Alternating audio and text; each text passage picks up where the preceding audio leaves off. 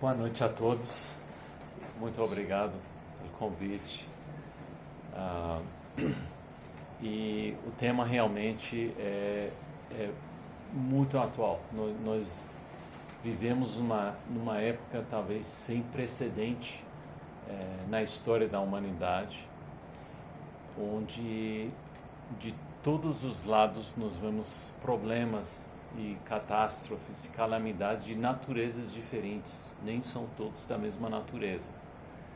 Tem catástrofes da própria natureza, climático, mas também eventos que têm a ver com suprimento da comida, conflitos militares, e é só assistir as notícias, basicamente. Não vou dar um resumo das notícias de hoje. Então, a questão é o que o significado, o que o impacto, o que a importância dessas calamidades. Tem uma história de um menino que morava numa aldeia. Era um menino desse tamanho, mais ou menos, e gostava de andar de cavalo. Um dia, o rei e todos os acompanhantes estavam em viagem para caça, passaram nessa aldeia, e o rei viu esse menino andar de cavalo. E gostou muito dele, da habilidade dele, e presenteou um cavalo muito fino para esse menino. E todo mundo ficou muito feliz. Então achou aquilo uma maravilha. Passou um tempo, o menino andando com esse cavalo potente, caiu e quebrou a perna. E todo mundo ficou muito triste. Passou mais um tempo e aquele reino decidiu invadir o vizinho e chamou todos os jovens e meninos para ir para frente. Ele não podia porque estava com a perna quebrada. Então todo mundo ficou feliz. Então o que essa história simples nos ensina? Nos ensina uma verdade muito mais profunda de que nem tudo que parece bom aparentemente é, e nem tudo que parece ruim realmente é. Algo que nós vemos eu acho que com o passar dos séculos, alguns grupos religiosos, alguns vertentes teológicos começam a simplificar muito a crença espiritual, infantilizar de alguma maneira. Eu vou dar exemplos. Dario, só um momento. Pergunta se ele está ouvindo bem. Porque está arrumando muito. Dá para ouvir? Tá ok? Estou ouvindo, a sua voz está muito boa. É que o aparelho é que dá defeito, mas estou ouvindo, não se preocupe. Encostar aqui talvez seja melhor, né? Ou ele chegar mais perto. Não, mas é desse jeito mesmo. Tá bom, né? Não, muito obrigado pela sua cortesia. Tudo bem. Não de quê? Não então, se preocupe. Não, mas é importante. Qualquer ajuste necessário, o senhor fale para mim. Ok? Então, isso se vê em diversas partes do mundo. Não é apenas uma religião ou outra, ou uma região do mundo. Mas se vê na medida que a essência original, a essência espiritual de qualquer religião se mistura com pensamentos, filosofias do dia a dia. O materialismo que prevalece na sociedade pode começar a se infiltrar na essência espiritual dos ensinamentos. Em alguns grupos se vê, por exemplo, que é pregado assim, que se alguém tiver fé, vai ser protegido de doença, de desemprego, de pobreza, e por aí vai. As crianças, os filhos vão ficar bem. E se acontecer alguma coisa ruim, é porque não teve fé. Então aconteceu. Então uma infantilização dos eventos do mundo. Inclusive diz que o caminho para voltar a ter um emprego, para o filho recuperar a saúde e para todos os males externos, materiais, é de doar, o confessar a fé, ou por aí vai. É uma maneira muito materialista de olhar para a realidade da vida humana, que na sua profundidade, na sua realidade mais profunda e espiritual. Claro que esse tipo de abordagem tem, assim, facilmente isso pode ser desfeito. Vou dar um exemplo do cristianismo, que é o mais o que mais prevalece no nosso meio. Basta perguntar por que Jesus Cristo e seus discípulos sofreram tanto na vida, se eram pessoas de fé, pessoas de firmeza, pessoas de boa vontade. Então, por que eles sofreram tanto, foram mortos, foram jogados aos leões, perderam todas as posses? Então, esse tipo de pensamento, de abordagem, as dificuldades e as facilidades da vida não se mantém e facilmente se desfaz ao examinar de maneira mais profunda. Eu comecei a olhar em preparação para falar sobre um tema difícil. Eu disse, bem, eu vou olhar isso, aquilo. Eu pensei em alguns livros para olhar. Felizmente comecei com as palavras ocultas, que é o sumo, é a essência dos ensinamentos espirituais de Baha'u'lláh. Disse, eu vou olhar em alguns lugares aqui, depois eu vou ver outro livro. Gente, eu abri em 4, 5 páginas, achei tudo que eu queria falar. E, assim, 4, 5 páginas em seguida.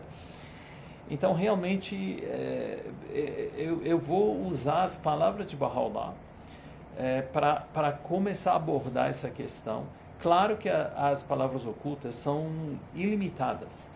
A limitação de entendimento é a limitação de cada um que olha. Mas vamos começar aqui. Vamos falar sobre a questão de repouso, de conforto, de paz de espírito. Das palavras ocultas árabe, número 40. Ó filho do homem, fosses tu percorrer a imensidão do espaço e atravessar a extensão do céu, nem assim encontrarias repouso, salvo em submissão a nosso mandamento e em humildade perante nossa face. Então, nós começamos a ver a questão de paz, de conforto, e começa de dentro para fora, e não de fora para dentro. Então, aí, a inversão do olhar corriqueiro que nós temos com a questão de conforto e do que é considerado bom.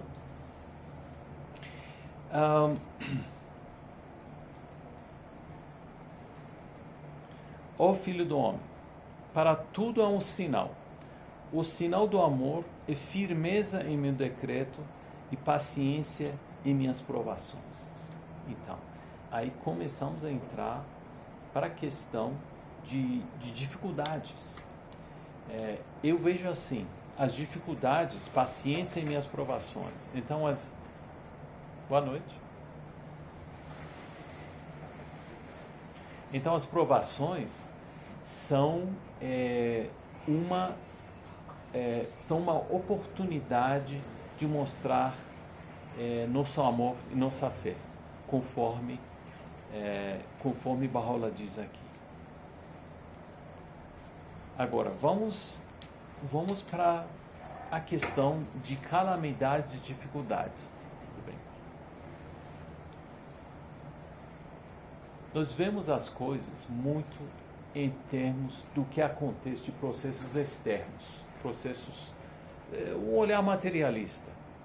Por exemplo, hoje eu me levantei, fui para tal lugar, fiz tal coisa, cumpri tais deveres, completei isso aqui, voltei. Esse é o movimento que eu entendo.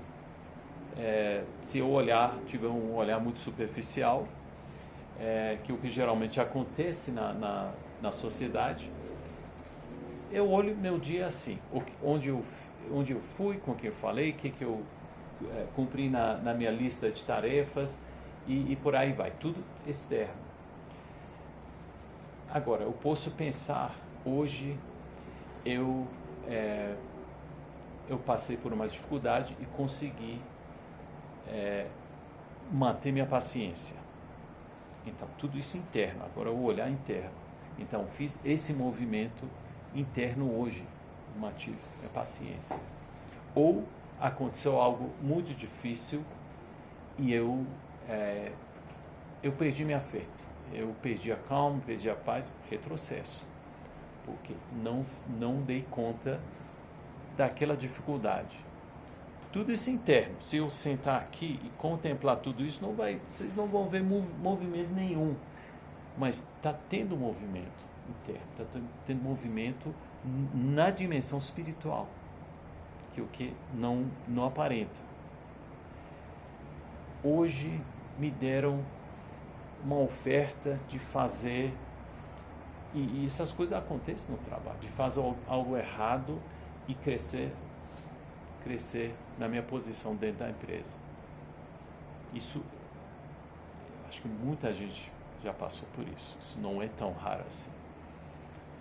E eu disse não, ou disse sim, ou fiquei com muita tentação de usar a oportunidade. Tudo isso é movimento. Eu vacilei. Eu não vacilei. Eu cresci na minha convicção de manter os princípios. Tudo isso foi meu trajeto hoje. Foi um trajeto espiritual, muito movimento, mas é um olhar completamente diferente do meu relato. Eu fui para tal lugar, depois fui para a Asa Norte, depois meu carro quebrou, depois não sei o quê. Olhar externo, olhar interno. Então, do mesmo modo, o que acontece de aparentemente bom ou ruim no nosso dia a dia, nas nossas vidas, na nossa vida pessoal, questão de saúde, questão profissional, questão do que aconteceu com o meu carro, com o meu tal, meu, pode ser um olhar muito superficial e errado do que realmente está acontecendo comigo. De eu entender como foi meu dia. Foi um dia bom, foi um dia ruim. Isso especialmente o caso onde se trata de acontecimentos catastróficos, acontecimentos, calamidades. Eu vivo com isso todos os dias porque eu trabalho numa UTI. Então isso é algo que nós vivemos com isso todos os dias. E claro que é fácil falar sobre essas coisas de maneira objetiva e tal, mas na hora não é assim. Na hora realmente aquela condição interna, aquele movimento interno se manifesta muito mais. Qual a natureza da calamidade? Ó Filho do Homem, palavras de Baha'u'lláh novamente. Ó Filho do Homem, minha calamidade, minha providência. Exteriormente é fogo e vingança, mas interiormente é luz e misericórdia. Exteriormente é fogo e vingança, mas interiormente é luz e misericórdia. Apressa-te para ela, a fim de que venhas a ser uma luz eterna e um espírito imortal. E este é o meu mandamento a ti. Observa. No original, é muito interessante. No original, o significado, claro que pode ser traduzido. Agora, algumas coisas do original, que é árabe, não podem ser traduzidas nem para persa. Porque cada língua tem sua música. Então, em árabe, fogo e luz. Fogo é Nor, luz é Nur. Então, e são coisas totalmente diferentes. Baha'u'lláh diz que o que parece Nor, na verdade Nur. O que parece fogo e vingança, na verdade é luz e misericórdia. Então, começou assim. Qualquer crença ou tradição espiritualista que fala que nossa existência de qualquer modo, de algum modo, transcende o material e que existe um Criador transcendente, incognoscível, automaticamente leva a isso. Automaticamente leva ao entendimento de que nada pode ser entendido, concluído apenas olhando a superficial, ao material. Então, ninguém pode dizer que eu acredito em outro nível de existência, eu acredito que tudo isso foi criado por um ser que eu não sou capaz de compreender, e na seguinte frase, isso foi muito ruim o que aconteceu, isso foi muito bom, graças a Deus, não bate o conhecimento transcendental, a crença espiritual e uma interpretação muito rápida e rígida dos acontecimentos. Então, o que Baha'u'lláh fala em palavras muito mais elevadas, um pequeno entendimento meu, é isso. É que o que algo aparenta ser não é o que realmente é. Eu me lembro da história que um amigo contou. Não é daqui, é de um outro lugar e outra época, mas um tema que sempre existe no mundo. Um senhor, um pouco de idade, mas não muito, passou muito mal. Começou, assim, teve um problema de coração, isso é uma história verídica, mas não é daqui, é de um lugar muito distante. Começou a ficar muito doente, uma cardiopatia, uma doença de coração muito grave. E a família ficou desesperada. Começou a rezar e não sei, talvez às vezes de tanto insistir, a gente insistir no que a gente quer que Deus faça, e sem confiar no que Deus, na sabedoria divina, sabe que não é bom. Mas essa família insistiu, e esse homem teve uma melhora muito inesperada, uma melhora que não batia muito com o quadro clínico, melhorou. Então, melhorou, parece que o que a família queria foi concedido. Só que ele, na continuação da vida dele, ele fez tantas coisas erradas, inclusive infidelidade com a família, que aquilo ficou muito pior do que eventualmente se ele tivesse perdido a vida. Então, a história do menino e o cavalo. Então, isso aconteceu. Eles arrependeram, porque o que aconteceu, o que ele fez a seguir, nos poucos anos que seguiram, foi terrível. Eu acho que ele morreu mal, ele morreu com uma vida, assim, muito, muito lamentável. A família também sofreu muito com o que ele fez e não tinha feito antes, mas de algum modo. Então, até nas nossas orações, em momentos de tribulação, de calamidade, algo que parece uma catástrofe, nós precisamos, claro, que pedimos a Deus, mas temos que confiar que a resposta é certa. Porque a resposta sempre vem. Toda oração é respondida. Às vezes a resposta é não.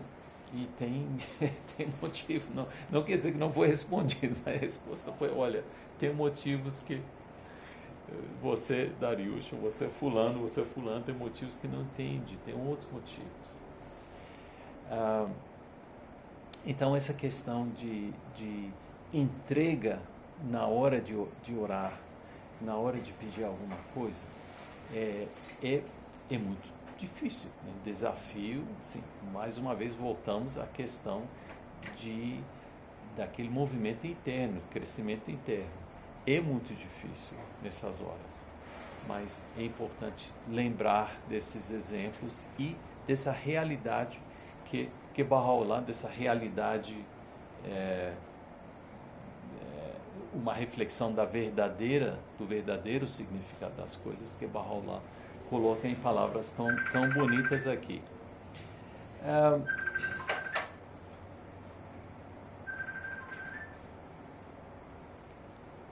Mais um. Tudo isso no espaço de 4, 5 páginas. É engraçado como tudo está colocado. Cada vez que nós olhamos as Escrituras Sagradas, aparecem novos entendimentos e novos significados. Ó filho do homem, se a adversidade não te sobrevier em meu caminho, como poderás andar nas veredas dos que se contentam com meu beneplácito? Então a adversidade pode ser vista como uma oportunidade, como uma porta aberta para nós, para mostrar contentamento, para mostrar essa virtude espiritual. Fácil de falar, mais uma vez, mas é uma verdade espiritual. Se provações não te afligirem no teu anseio por minha presença, de que modo atingirás a luz em teu amor e minha beleza? Mais uma vez, atingir a luz, essa questão de luz, de nur, mais uma vez é colocado como parte íntegra de sofrimento.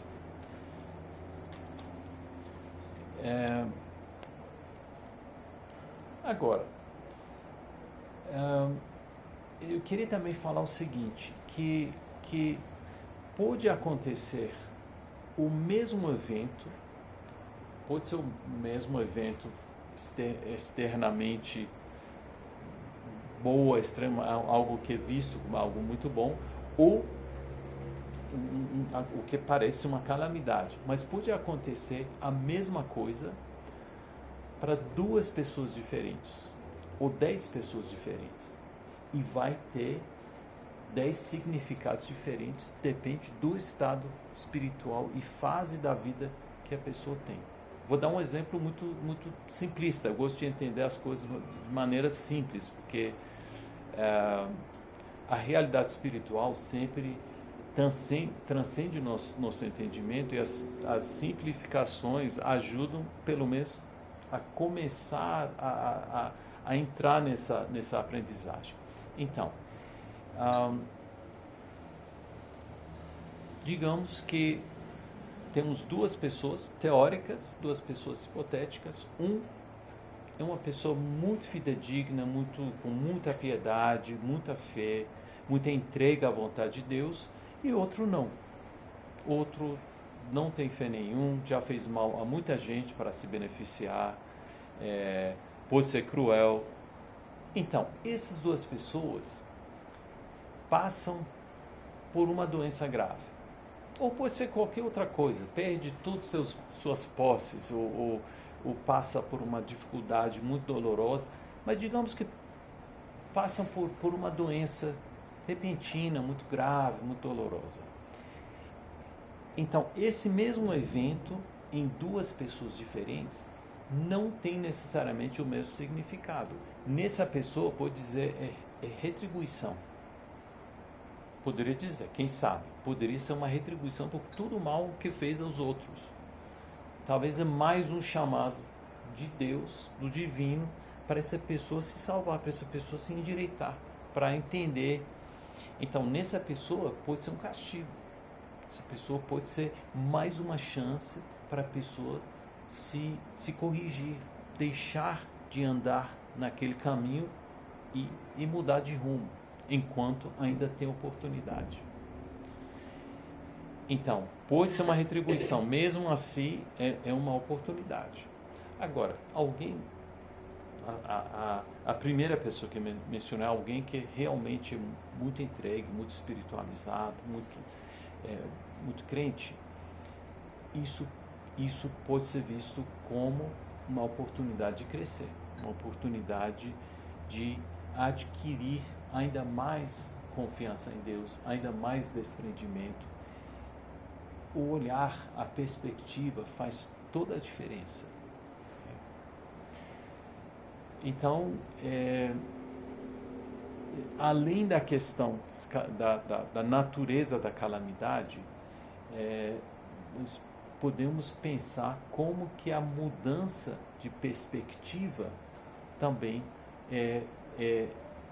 depende do ponto de partida, depende de onde eu estou nesse momento. O que Deus na sua sabedoria percebe que eu preciso? Preciso de um castigo? Eu preciso um conselho mais leve? Ou só um lembrete? Ou algo bem mais, uma corte bem mais contundente? Deus sabe.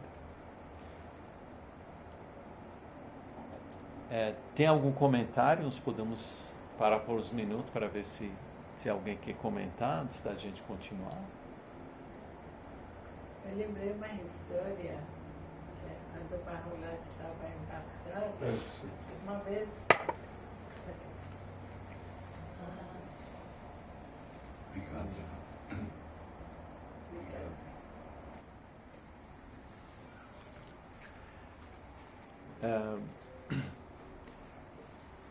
Eu me lembrei de uma epístola do Baba, onde ele menciona um certo homem que foi um homem muito assim, não foi uma pessoa muito boa, então uma pessoa muito injusta, fez muitas injustiças, e ali é mencionado que como castigo ele ficou rico. O castigo dele, ele fica próspero. Então a resposta dos atos, de tudo que ele fez no mal, foi Deus deixar ele adquirir riqueza material e deixar de mencionar, de passar seu tempo em mencionar o nome de Deus. Essa privação. Mais uma vez, esse contraste do que parece ser bom e o que parece ser ruim, e como que olhando pela realidade interna do que está acontecendo, pode mudar totalmente esse olhar. Tem uma epístola de Baha'u'lláh, não é traduzido ainda, se chama Panchkans. Panchkans quer dizer os 5 tesouros. São 5 partes e 5 pérolas de sabedoria. No primeiro, Baha'u'lláh menciona algo muito parecido com o que a doutora Manijê diz. Baha'u'lláh fala sobre quem seria uma alma digna, merecedora de se aproximar ao limiar divino. Sim, é um conceito muito elevado. Quem seria digno de se aproximar ao limiar divino, se aproximar a Deus? E Baha'u'lláh fala, se alguém uma alma, chegar a um ponto e tiver 2 escolhas, num lado tem todas os prazeres e os confortos e as riquezas e tudo de bom que existe no mundo, e no outro lado só tem sofrimento, calamidade e tribulação. E se essa alma, sabendo que escolher um ou outro não faria um mínimo de diferença no desfecho dela, e sabendo que não faria nenhuma diferença escolher o segundo, onde tem todo sofrimento, essa alma é merecedora de se aproximar ao limiar divino. Então isso, assim, eu estou mencionando, não tenho a mínima pretensão de interpretar isso, porque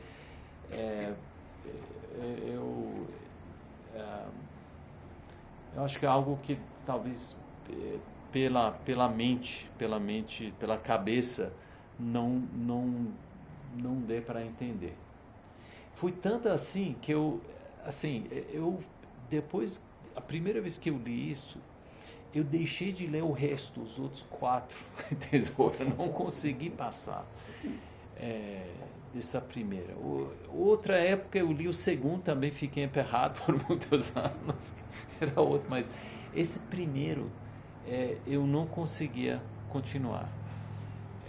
Eu simplesmente parei e tentei entender e, enfim, eu acho que outro olhar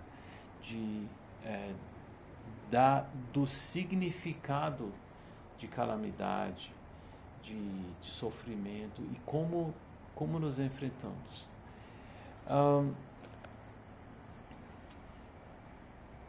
Eu me lembro também de um segmento nos 7 vales, da segunda vale do amor, onde Baha'u'lláh cita uma poesia antiga que fala de amor e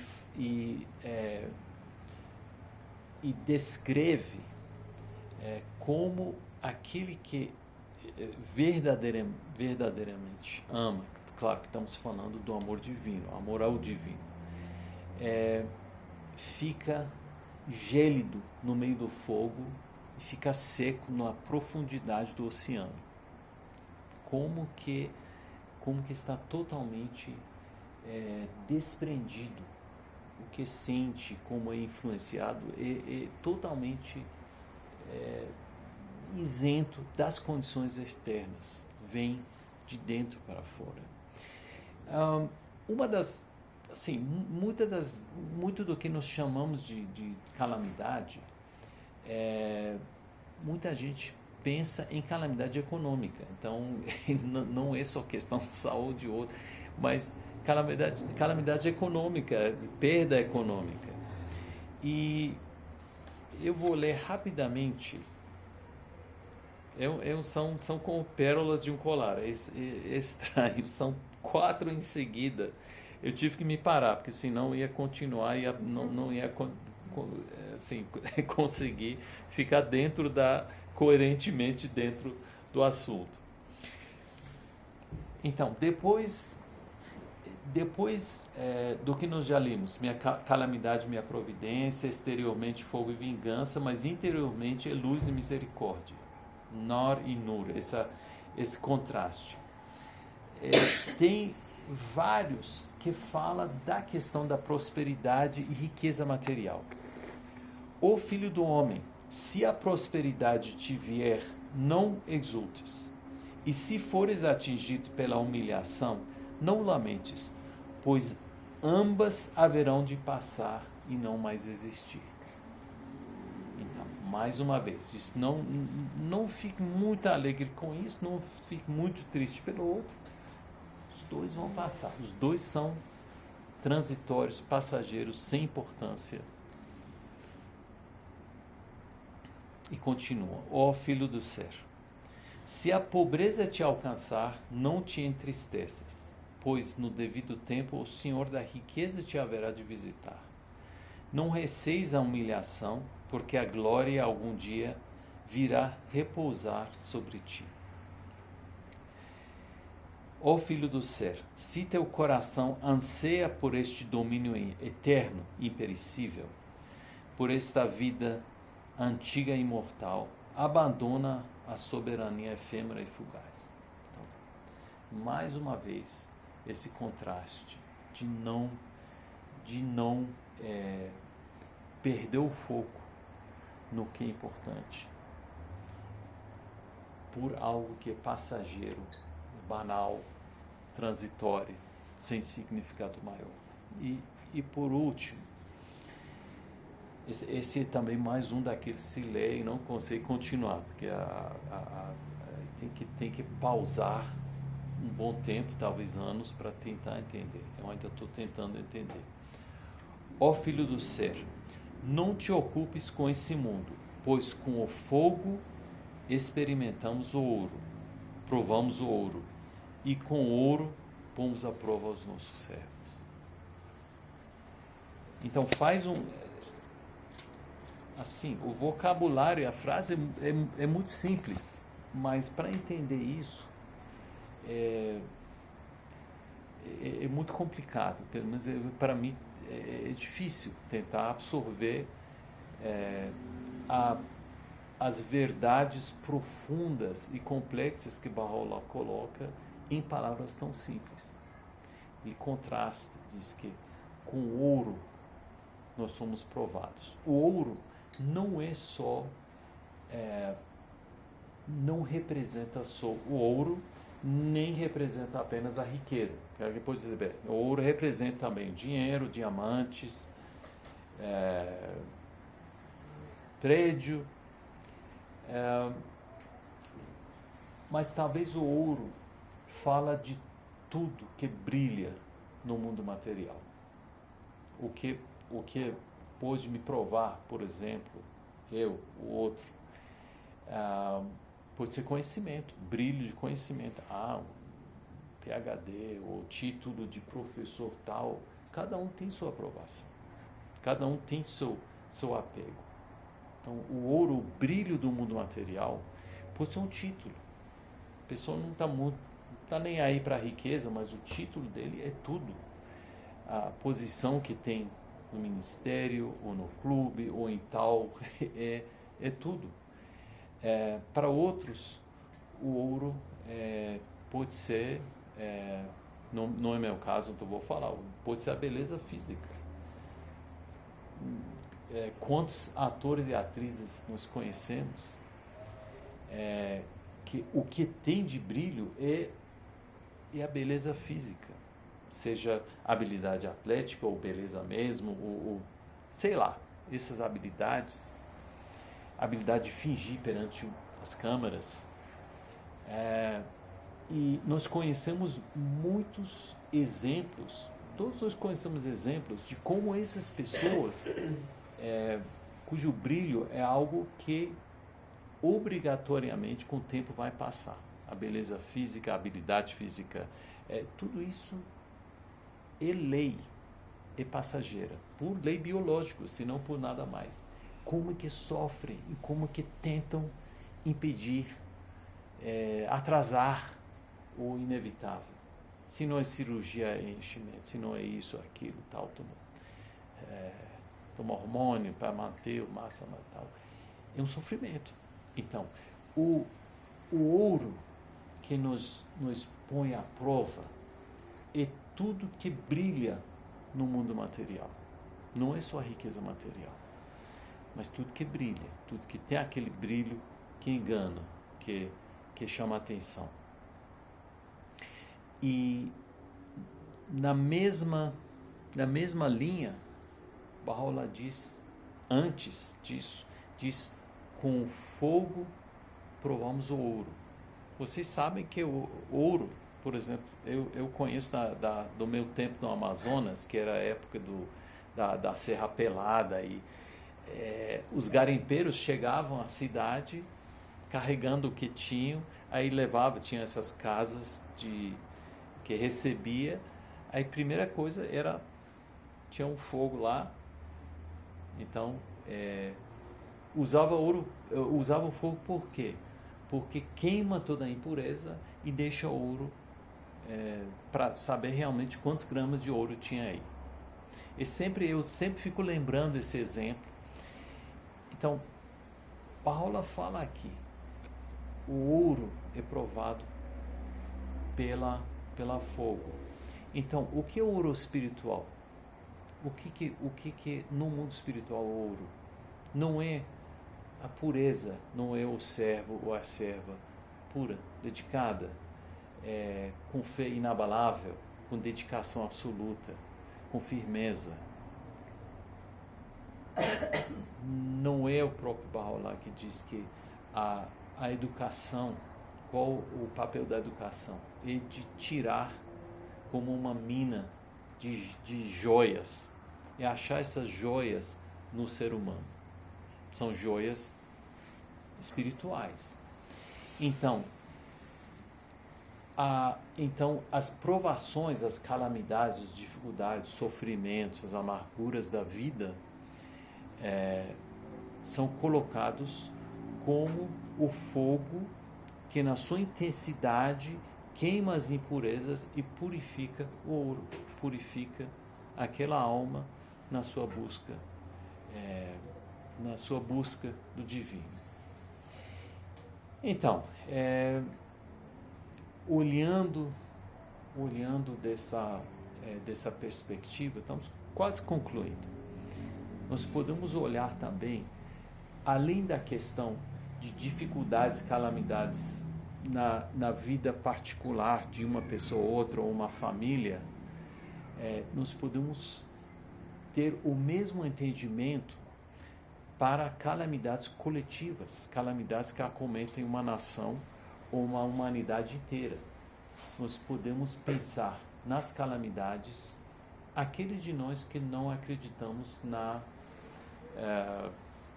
arbitrariedade. Não, são arbitrárias, calamidades. Hoje vem uma enchente, a natureza é assim mesmo.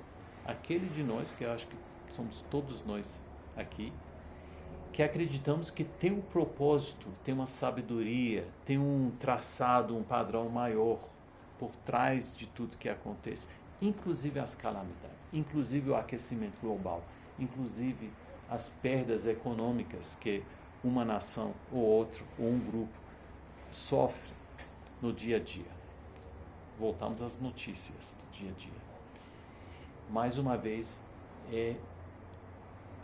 nós podemos ver essas calamidades. Claro que temos que tomar as medidas para enfrentar uma pandemia, enfrentar uma situação de fome em dado parte do país, mas precisamos olhar o que tem por trás, o que é a dinâmica espiritual por trás dessas calamidades. Será que essas calamidades, Baha'u'lláh dá a resposta, né? Não tem o propósito de purificar a humanidade e unir a humanidade? Será que no extremo desse fogo de calamidades não existe o propósito de fundir e unir uma humanidade tão desunida, seja por gênero, etnia, nacionalidade, classe social, crença? Isso, eu gostaria de usar essa pergunta para concluir e agradecer a paciência de todos.